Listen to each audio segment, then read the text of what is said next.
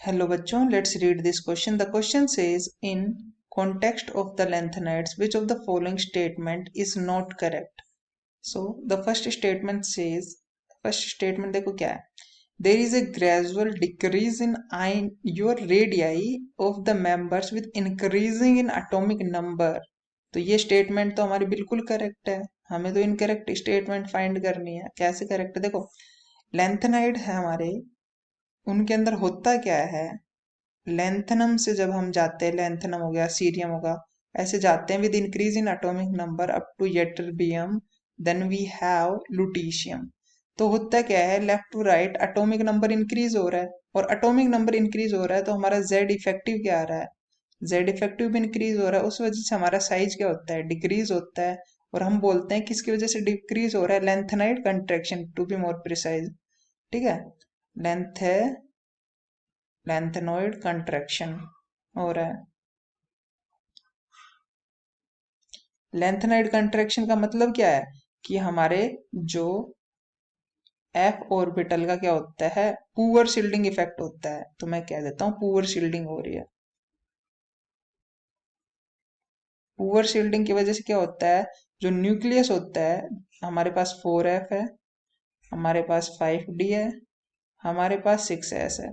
तो जो आउटर माले होते हैं ना, उनको अट्रैक्ट करता है ज्यादा, क्योंकि 4F के साथ तो वीक है हमारा शील्डिंग इफेक्ट. बट 4S हो गया, D हो गया, सबसे ज्यादा S के साथ होता है शील्डिंग हमारे इफेक्ट. तो इस वजह से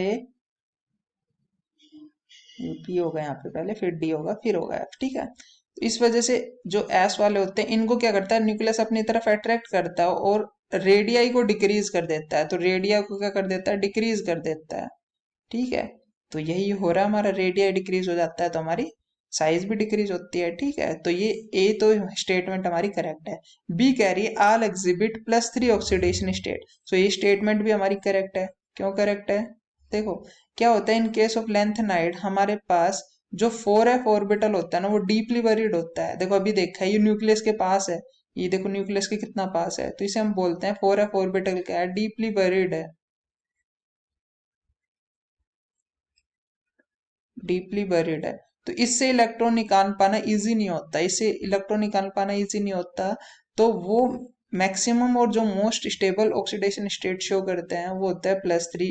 जो स्टेबल ऑक्सीडेशन स्टेट शो करती है, मैक्सिमम तो नहीं कह सकते, बट स्टेबल ऑक्सीडेशन स्टेट जो शो करते हैं लेंथेनाइड, वो क्या हो जाती है, +3. So due to deeply buried होते हैं, इसलिए तो ये भी करेक्ट है. थर्ड स्टेटमेंट कह रही है कि because of the similar property the separation of lanthanide is not easy. ये स्टेटमेंट भी करेक्ट है.